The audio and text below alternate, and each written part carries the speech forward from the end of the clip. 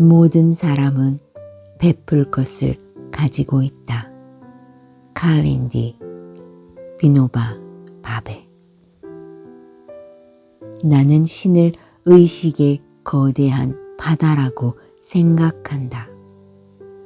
그 바다 안에서 파도는 일어났다가 가라앉으며 물결들은 솟구쳤다가 부서져 다시 바다 전체와 하나가 된다. 새로운 물결은 일어나며 새로운 물결은 다시 바다로 떨어져 하나가 된다. 신의 바다에서 하나의 물결과 같은 각 개인의 영혼은 바다에서 솟아올라 한 평생, 두 평생, 세 평생 동안 그 표면에서 역할을 하다가 다시 바다로 흡수되며 그리하여 자유롭게 된다. 개개의 영혼들 사이에는 높고 낮음이 없다. 모두가 신의 다른 표상들이다. 간디는 비노바 바베를 가리켜 인도가 독립하는 날 인도의 국기를 맨 처음으로 개양할 사람이라 칭송했다. 그러나 우리는 현대 인도의 위대한 정신인 비노바 바베에 대해서 잘 알지 못한다. 비폭력 운동을 이끈 대표적 정치 지도자로 간디를 꼽는다면 권력의 바깥에서 제야의 중심 인물로 꼽히는 사람이 바로 비노바이다. 그의 이타적인 활동과 인격적인 삶은 인도의 역대 수상부터 가난한 서민에 이르기까지 모든 인도인의 마음을 흔들어 놓았다. 10살이라는 어린 나이에 이미 그는 평생을 독신으로 지내면서 인류를 위해 헌신하기로 서약했다. 해방 후 인도가 혼탁해져 있을 때 비노바 바베는 한 마을에 갔다가 놀라운 일을 목격한다. 배고픔에 떨던 천민들이 농사 지을 땅이 없어 굶주리고 있자 이를 불쌍히 여긴 한 마을 유지가 선뜻 100에이커의 땅을 내놓겠다고 한 것이다. 이에 천민들은 겸손히 우리에게 필요한 80에이커만 받겠다고 했다. 비노바는 이 회의를 지켜보며 폭력 없이 사랑과 감동만으로 세계의 문제를 해결할 수 있음을 깨닫고 토지 헌납 운동을 시작했다. 그날 이래로 그는 20년이 넘는 긴 세월 동안 인도 전역을 걸어다니며 지주들을 만났고 가난한 이웃들에게 땅을 내어주도록 설득한다. 토지 헌납 운동을 시작하고 나서 비노바 바베는 문명의 이기인 자동차나 비행기의 편리한 교통수단을 마다하고 8,000km가 넘는 거리를 걷고 또 걸었다. 그의 평화의 행진에 힘입어 지주들이 나누어 준 땅은 인도의 한 주의 넓이에 달했다. 이 일은 가난과 숱한 분쟁으로 피폐해져 있는 인도를 하나로 묶어주는 소리 없는 혁명이 된다. 모든 인간이 공기와 물과 햇빛을 누릴 수 있는 권리를 가지고 있듯이 땅을 누릴 수 있는 권리를 가지고 있다. 그것은 계시였다. 사랑으로 감동을 받으면 사람들은 땅까지도 나눌 수 있다. 만일 우리 마음이 순수하기만 하다면 어떤 문제라도 비폭력적인 방법으로 해결할 수 있으리라 확신한다. 땅을 못 가진 사람이 존재하는 한 개인이 필요 이상으로 땅을 차지하는 것은 잘못이다. 그는 사람들에게 카스트와 언어와 종교의 장벽을 허물어 버리라고 역설했고, 스스로 브라만 계급을 상징하는 긴 머리카락을 잘라버렸다. 악명 높은 찬발 계곡의 강도들조차도 비노바 앞에서는 무릎을 꿇었다고 한다. 사회개혁가이면서 비노바는 뛰어난 영성가였다. 그는 평생 동안 바가바드 기타와 같은 힌두교 경전을 비롯해 인도의 정신 문명을 탐구했고 산스크리트어에도 조예가 깊었다. 동시에 그는 노동을 중요시했는데 아슈람 생활을 통해 똥 치우는 일에서부터 요리하는 일까지 어떤 것이든 마다하지 않았다. 간디가 비노바를 가리켜 모르긴 몰라도 배짜기에 한해선 인도에서 그를 따를 사람이 없을 것이라고 평가할 정도로 뛰어났다. 만일 내가 빗자루 대신 묵주나 염주를 들었더라면 아무도 나에게 시간을 낭비하고 있다고 말하지는 않았을 것이다. 쓰레기를 줍는 일은 나에게는 묵주를 잡은 것과 같은 일이다. 지푸라기를 하나하나 주울 때마다 신의 이름을 한 번씩 기억하는 것이다. 거기에 따르다 보면 다른 생각을 하는 일도 없으며 그것은 순수한 묵상이다. 육체적인 노동은 예배의 한 방식으로 수행되어야 하며 노동과 예배는 하나가 되어야 한다는 것이 그의 사상이었다. 만일 우리가 육체적인 노동을 믿지 않는다면 우리는 첫째로는 물질적으로 그리고 둘째로는 정신적으로 설 자리를 잃게 될 것이라고 그는 말하곤 했다. 나는 먹는 것이나 잠을 자는 것까지도 사회에 빚을 지고 있는 의무로 간주한다.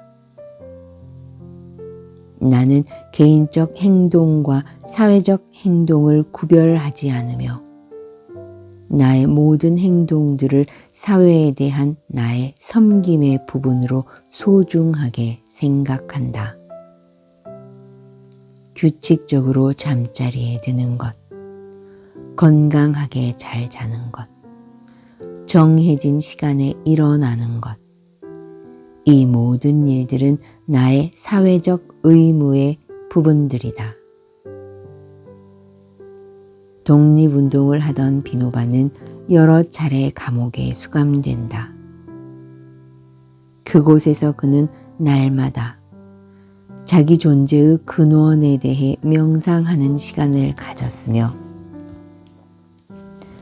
바가바드 기타에 나오는 구절 유위 가운데서 무위를 보고 무위 가운데서 유위를 보는 자는 진정으로 깨달음을 얻은 자이다의 의미를 깨닫는다. 그러한 그에게 감옥을 지키는 간수는 삶의 지침을 가르쳐 달라고 부탁하기까지 한다. 내가 진정한 아슈람 생활을 경험한 것은 감옥 안에서였다. 내가 가진 것이라곤 옷 2-3벌, 물잔 1개, 그리고 밥그릇 1개가 전부였다.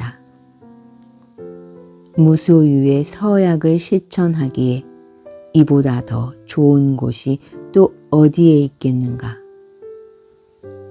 목욕하고 밥 먹고 일하는 것은 규칙에 따라서 했고, 잠자리에 들고 일어나는 것은 종소리에 따라서 했다. 이 얼마나 완벽하게 규칙적인 생활인가. 심지어 몸이 아픈 것까지도 허용되지 않는 것. 마시는 것을 먹지 않겠다는 서약은 매일매일 지켜지고 있었다. 서약을 지키기에는 아슈람도 감옥보다는 못한 곳이었다. 비노바는 모든 사람이 베풀 수 있는 무엇인가를 가지고 있다고 말하곤 했다. 어떤 사람들은 땅을 가지고 있고, 또 어떤 사람들은 재산을, 또 어떤 사람은 지식이나 육체적인 힘을 가지고 있다. 더 나아가서 사랑과 애정은 모든 인간의 가슴 속에 가득히 배어 있다. 우리는 모두 무언가 베풀 것을 가지고 있고, 그래서 베풀고 또 베풀어야 한다고 그는 가르쳤다. 하지만 정작 자신의 이타적인 활동에 대해서는 이렇게 말할 뿐이었다. 나는 단순히 내가 받았던 풍요로운 생각의 한 부분을 다른 사람들과 나누고 있는 것이다. 나는 큰 도매상들에게서 얻은 물건을 팔고 있는 작은 구멍가게 주인에 불과하다. 이런 위대한 비노바의 뒤에는 어머니가 있었다. 그는 자신의 정신을 형성하는 데 있어서 어머니가 했던 역할에 버금갈 만한 것은 아무것도 없다고 고백했다. 어머니는 나에게 우유와 음식을 주셨고, 내가 몸이 아플 때면 내 곁에서 밤을 꼬박 지새우며 나를 돌보셨다. 그러나 모든 것 중에 가장 위대한 선물은 이렇게 인간으로서 올바르게 행동할 수 있도록 나를 훈련시켜 주신 것이다. 가구대에 있던 우리 집 마당에는 인도 빵나무 한 그루가 있었다. 당시 철 모르는 어린 아이였던 나는 그 나무에서 열매가 자라는 것을 보고 언제 그것을 먹을 수 있느냐며 보채기 시작했다.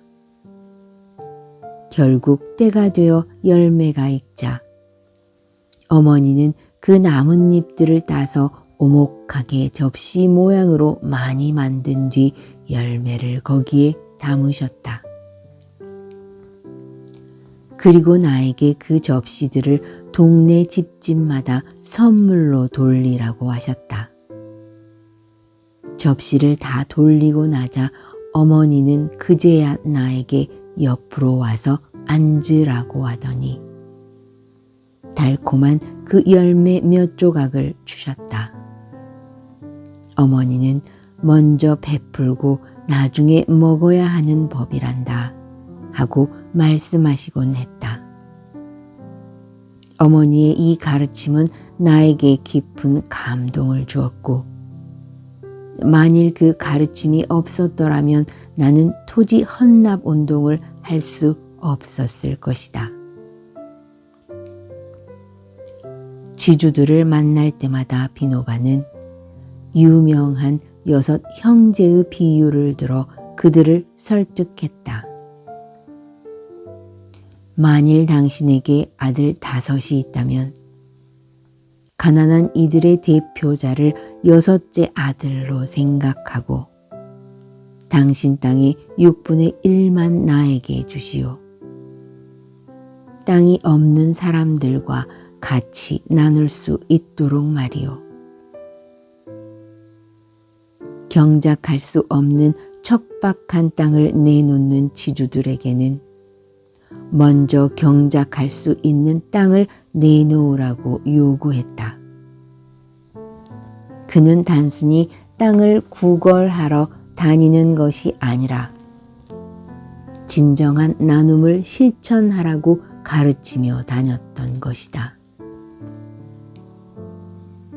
도보 여행을 하는 동안 늘 지프로 엮고 대나무로 세운 초라한 움막에서 잠을 잤지만 숙소로는 수상이나 대통령이 찾아올 만큼 비노바는 정치적인 영향력을 지닌 인물이었다. 하지만 75세가 되었을 때 그는 모든 사회적 정치적 활동을 중단하고 기도와 명상으로 삶을 채운다.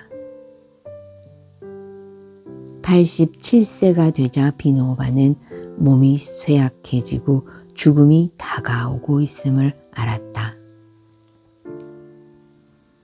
이미 죽음을 두려워하지 않게 되었기에 의사의 진료는 물론이고 약과 음식과 물을 거부했다. 그가 죽을 때까지 단식을 할 것이란 사실이 널리 알려지자 친구와 추종자들이 마지막 작별을 고하기 위해 구름대같이 몰려들었다. 단식 80일째 되던 날, 비노바는 지극히 평화로운 가운데 자신의 몸을 벗어버린다. 우리가 언제 어떻게 생애를 마감하게 될지는 아무도 예측할 수 없는 법. 그러나 매일의 삶은 잠으로 끝나게 되며 매일의 경험은 죽음을 조금씩 맛보는 것이 아닌가. 따라서 만일 우리가 매일 자기 전에 마지막 장면을 잘 해낸다면 생애의 마지막 시간이 다가올 때 우리는 승리를 손에 넣게 된다. 법정 스님은 산문집 홀로 사는 즐거움에서 비노바 바베를 이렇게 소개했다. 어느 날 체격이 건장한 거지에게 적선을 베푸는 어머니를 보고 어린 비노바 바베는 저런 사람에게 적선하는 것은 게으름만 키워주게 돼요. 받을 자격이 없는 사람에게 베푸는 것은 그들에게도 좋지 않아요. 라고 불만을 토로한다. 이때 어머니는 차분하게 말한다. 아들아, 우리가 무엇인데 누가 받을 사람이고 그렇지 못한 사람인가를 판단한단 말이냐. 내 집 문전에 찾아오는 사람이면 그가 누구든 다 신처럼 받들고 우리 힘 닿는 대로 베푸는 거란다. 내가 어떻게 그 사람을 판단할 수 있겠느냐. 이렇듯 비노바 바베는 학교 교육이 아닌 어머니의 믿음의 감화를 받으면서 성장한 사람이다. 또한 법정 스님은 비노바 바베의 뒷표지 추천사를 직접 쓰기도 했다. 비노바는 인도의 독립과 가난한 사람들의 지위 향상을 위해 평생을 헌신했으며 마하트마 간디 이후 인도의 정신적 지도자였다. 인도 전역을 걸어다니며 지주들을 설득, 수백만 에이커의 토지를 헌납받아 가난한 사람들에게 나누어준 운동은 온 세계를 감동시켰다. 비노바의 생애는 암담한 미래의 희망과 영감을 불러 일으킨다. 칼린디는 1960년에 비노바 바베를 처음 만났다.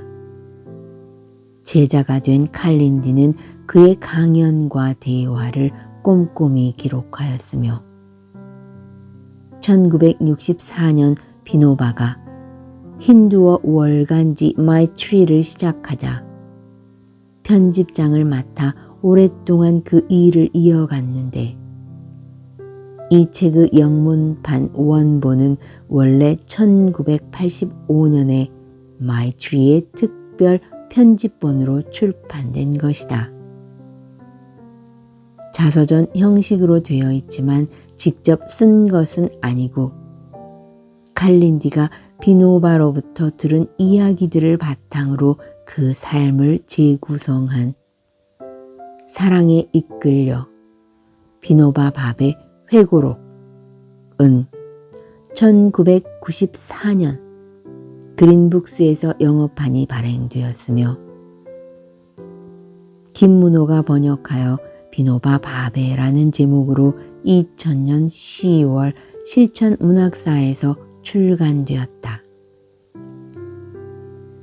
비노바 바베와 관련된 다른 책으로는 천상의 노래, 홀로 걸으라 그대 가장 행복한 이여, 삶으로 배우고 사랑으로 가르치라, 버리고 행복하라, 비노바 바베 간디를 만나다 등이 있다.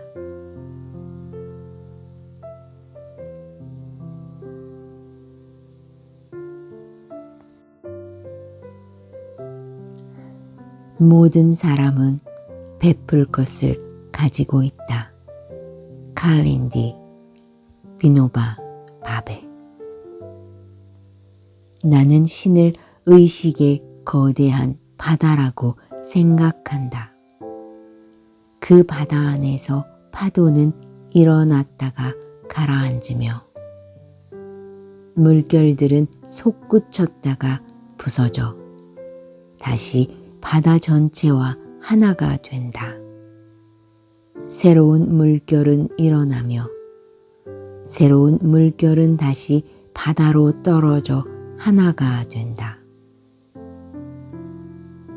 신의 바다에서 하나의 물결과 같은 각 개인의 영혼은 바다에서 솟아올라 한 평생, 두 평생, 세 평생 동안 그 표면에서 역할을 하다가 다시 바다로 흡수되며 그리하여 자유롭게 된다.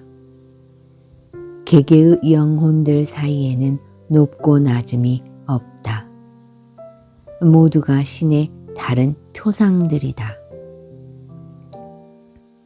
간디는 비노바 바베를 가리켜 인도가 독립하는 날 인도의 국기를 맨 처음으로 개양할 사람이라 칭송했다.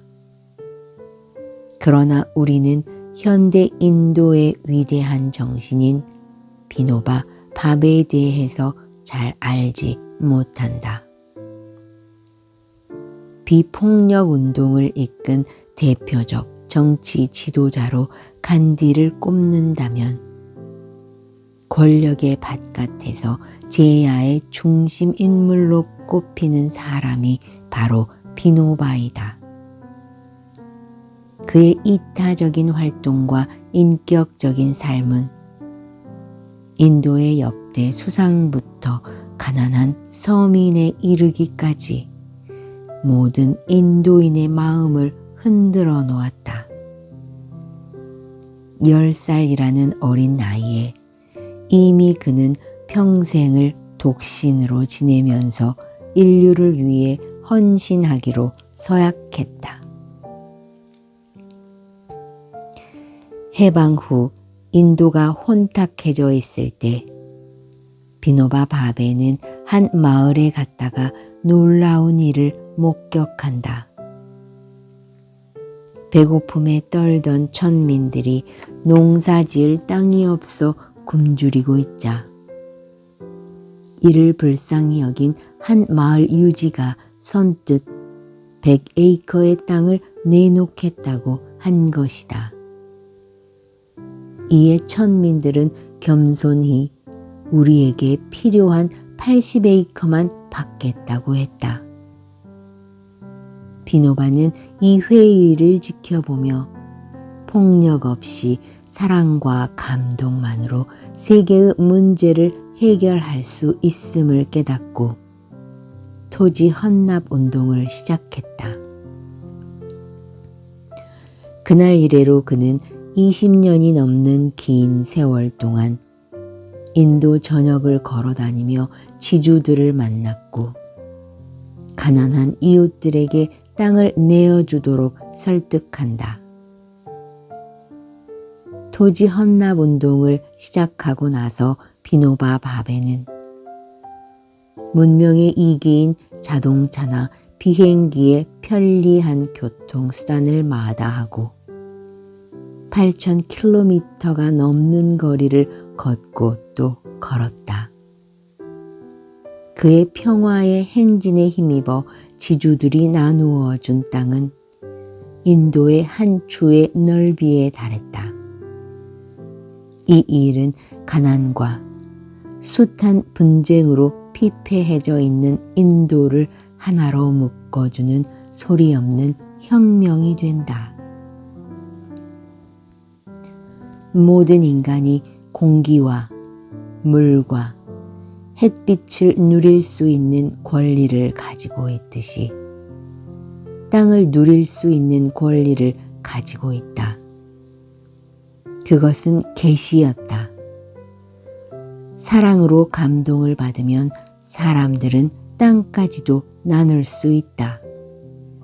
만일 우리 마음이 순수하기만 하다면 어떤 문제라도 비폭력적인 방법으로 해결할 수 있으리라 확신한다.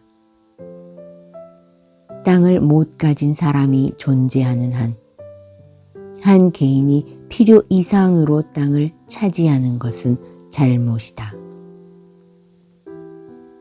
그는 사람들에게 카스트와 언어와 종교의 장벽을 허물어버리라고 역설했고 스스로 브라만 계급을 상징하는 긴 머리카락을 잘라버렸다. 악명 높은 찬발 계곡의 강도들조차도 비노바 앞에서는 무릎을 꿇었다고 한다. 사회개혁가이면서 비노바는 뛰어난 영성가였다. 그는 평생 동안 바가바드 기타와 같은 힌두교 경전을 비롯해 인도의 정신 문명을 탐구했고 산스크리트어에도 조예가 깊었다. 동시에 그는 노동을 중요시했는데 아슈람 생활을 통해 똥 치우는 일에서부터 요리하는 일까지 어떤 것이든 마다하지 않았다. 간디가 비노바를 가리켜 모르긴 몰라도 배짜기에 한해선 인도에서 그를 따를 사람이 없을 것이라고 평가할 정도로 뛰어났다. 만일 내가 빗자루 대신 묵주나 염주를 들었더라면 아무도 나에게 시간을 낭비하고 있다고 말하지는 않았을 것이다. 쓰레기를 줍는 일은 나에게는 묵주를 잡은 것과 같은 일이다. 지푸라기를 하나하나 주울 때마다 신의 이름을 한 번씩 기억하는 것이다. 거기에 따르다 보면 다른 생각을 하는 일도 없으며 그것은 순수한 묵상이다. 육체적인 노동은 예배의 한 방식으로 수행되어야 하며 노동과 예배는 하나가 되어야 한다는 것이 그의 사상이었다. 만일 우리가 육체적인 노동을 믿지 않는다면 우리는 첫째로는 물질적으로, 그리고 둘째로는 정신적으로 설 자리를 잃게 될 것이라고 그는 말하곤 했다. 나는 먹는 것이나 잠을 자는 것까지도 사회에 빚을 지고 있는 의무로 간주한다. 나는 개인적 행동과 사회적 행동을 구별하지 않으며 나의 모든 행동들을 사회에 대한 나의 섬김의 부분으로 소중하게 생각한다. 규칙적으로 잠자리에 드는 것, 건강하게 잘 자는 것, 정해진 시간에 일어나는 것, 이 모든 일들은 나의 사회적 의무의 부분들이다. 독립운동을 하던 비노바는 여러 차례 감옥에 수감된다. 그곳에서 그는 날마다 자기 존재의 근원에 대해 명상하는 시간을 가졌으며 바가바드 기타에 나오는 구절, 유위 가운데서 무위를 보고 무위 가운데서 유위를 보는 자는 진정으로 깨달음을 얻은 자이다의 의미를 깨닫는다.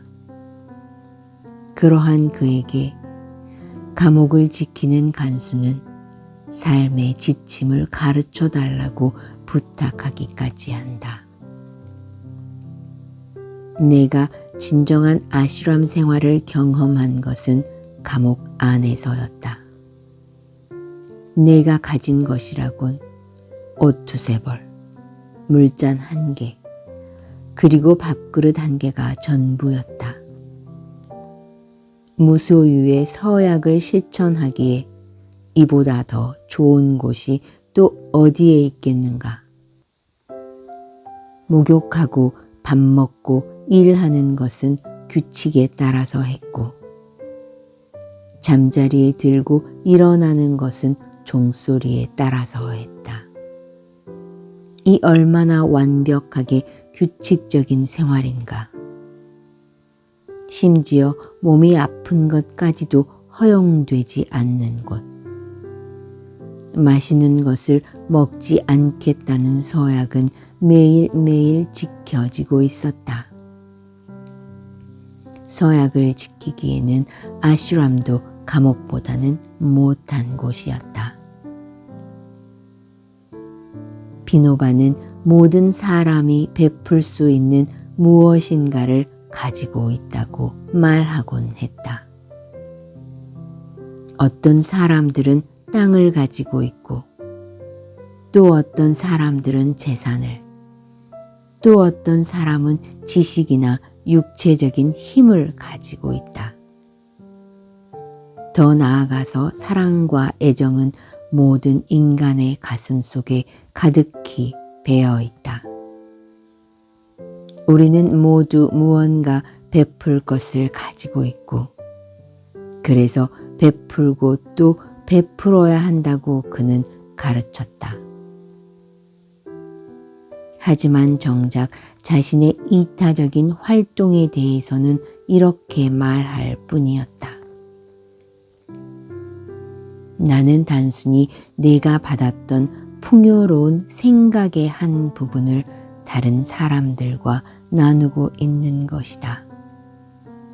나는 큰 도매상들에게서 얻은 물건을 팔고 있는 작은 구멍가게 주인에 불과하다. 이런 위대한 비노바의 뒤에는 어머니가 있었다.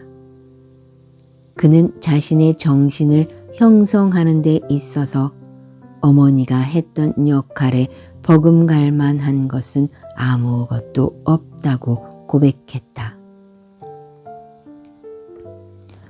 어머니는 나에게 우유와 음식을 주셨고, 내가 몸이 아플 때면 내 곁에서 밤을 꼬박 지새우며 나를 돌보셨다. 그러나 모든 것 중에 가장 위대한 선물은 이렇게 인간으로서 올바르게 행동할 수 있도록 나를 훈련시켜 주신 것이다. 가구대에 있던 우리 집 마당에는 인도 빵나무 한 그루가 있었다. 당시 철 모르는 어린 아이였던 나는 그 나무에서 열매가 자라는 것을 보고 언제 그것을 먹을 수 있느냐며 보채기 시작했다. 결국 때가 되어 열매가 익자 어머니는 그 나뭇잎들을 따서 오목하게 접시 모양으로 많이 만든 뒤 열매를 거기에 담으셨다. 그리고 나에게 그 접시들을 동네 집집마다 선물로 돌리라고 하셨다. 접시를 다 돌리고 나자 어머니는 그제야 나에게 옆으로 와서 앉으라고 하더니 달콤한 그 열매 몇 조각을 주셨다. 어머니는 먼저 베풀고 나중에 먹어야 하는 법이란다 하고 말씀하시곤 했다. 어머니의 이 가르침은 나에게 깊은 감동을 주었고 만일 그 가르침이 없었더라면 나는 토지 헌납 운동을 할 수 없었을 것이다. 지주들을 만날 때마다 비노바는 유명한 6 형제의 비유를 들어 그들을 설득했다. 만일 당신에게 아들 5이 있다면 가난한 이들의 대표자를 6째 아들로 생각하고 당신 땅의 6분의 1만 나에게 주시오. 땅이 없는 사람들과 같이 나눌 수 있도록 말이오. 경작할 수 없는 척박한 땅을 내놓는 지주들에게는 먼저 경작할 수 있는 땅을 내놓으라고 요구했다. 그는 단순히 땅을 구걸하러 다니는 것이 아니라 진정한 나눔을 실천하라고 가르치며 다녔던 것이다. 도보 여행을 하는 동안 늘 지프로 엮고 대나무로 세운 초라한 움막에서 잠을 잤지만 숙소로는 수상이나 대통령이 찾아올 만큼 비노바는 정치적인 영향력을 지닌 인물이었다. 하지만 75세가 되었을 때 그는 모든 사회적 정치적 활동을 중단하고 기도와 명상으로 삶을 채운다.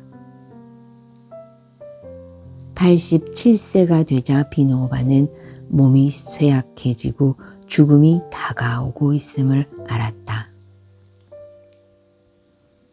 이미 죽음을 두려워하지 않게 되었기에 의사의 진료는 물론이고 약과 음식과 물을 거부했다. 그가 죽을 때까지 단식을 할 것이란 사실이 널리 알려지자 친구와 추종자들이 마지막 작별을 고하기 위해 구름대같이 몰려들었다. 단식 80일째 되던 날 비노바는 지극히 평화로운 가운데 자신의 몸을 벗어버린다. 우리가 언제 어떻게 생애를 마감하게 될지는 아무도 예측할 수 없는 법. 그러나 매일의 삶은 잠으로 끝나게 되며 매일의 경험은 죽음을 조금씩 맛보는 것이 아닌가. 따라서 만일 우리가 매일 자기 전에 마지막 장면을 잘 해낸다면 생애의 마지막 시간이 다가올 때 우리는 승리를 손에 넣게 된다. 법정 스님은 산문집 홀로 사는 즐거움에서 비노바 바베를 이렇게 소개했다. 어느 날 체격이 건장한 거지에게 적선을 베푸는 어머니를 보고 어린 비노바 바베는 저런 사람에게 적선하는 것은 게으름만 키워주게 돼요. 받을 자격이 없는 사람에게 베푸는 것은 그들에게도 좋지 않아요. 라고 불만을 토로한다. 이때 어머니는 차분하게 말한다. 아들아, 우리가 무엇인데 누가 받을 사람이고 그렇지 못한 사람인가를 판단한단 말이냐. 내 집 문전에 찾아오는 사람이면 그가 누구든 다 신처럼 받들고 우리 힘 닿는 대로 베푸는 거란다. 내가 어떻게 그 사람을 판단할 수 있겠느냐. 이렇듯 비노바 바베는 학교 교육이 아닌 어머니의 믿음의 감화를 받으면서 성장한 사람이다. 또한 법정 스님은 비노바 바베의 뒷표지 추천사를 직접 쓰기도 했다. 비노바는 인도의 독립과 가난한 사람들의 지위 향상을 위해 평생을 헌신했으며 마하트마 간디 이후 인도의 정신적 지도자였다. 인도 전역을 걸어다니며 지주들을 설득, 수백만 에이커의 토지를 헌납받아 가난한 사람들에게 나누어 준 운동은 온 세계를 감동시켰다. 비노바의 생애는 암담한 미래의 희망과 영감을 불러 일으킨다. 칼린디는 1960년에 비노바 바베를 처음 만났다. 제자가 된 칼린디는 그의 강연과 대화를 꼼꼼히 기록하였으며 1964년 비노바가 힌두어 월간지 마이트리를 시작하자 편집장을 맡아 오랫동안 그 일을 이어갔는데 이 책의 영문판 원본은 원래 1985년에 마이트리의 특별 편집본으로 출판된 것이다. 자서전 형식으로 되어 있지만 직접 쓴 것은 아니고 칼린디가 비노바로부터 들은 이야기들을 바탕으로 그 삶을 재구성한 사랑에 이끌려 비노바 바베 회고록은 1994년 그린북스에서 영어판이 발행되었으며 김문호가 번역하여 비노바 바베라는 제목으로 2000년 10월 실천문학사에서 출간되었다. 비노바 바베와 관련된 다른 책으로는 천상의 노래, 홀로 걸으라 그대 가장 행복한 이여, 삶으로 배우고 사랑으로 가르치라, 버리고 행복하라, 비노바 바베 간디를 만나다 등이 있다.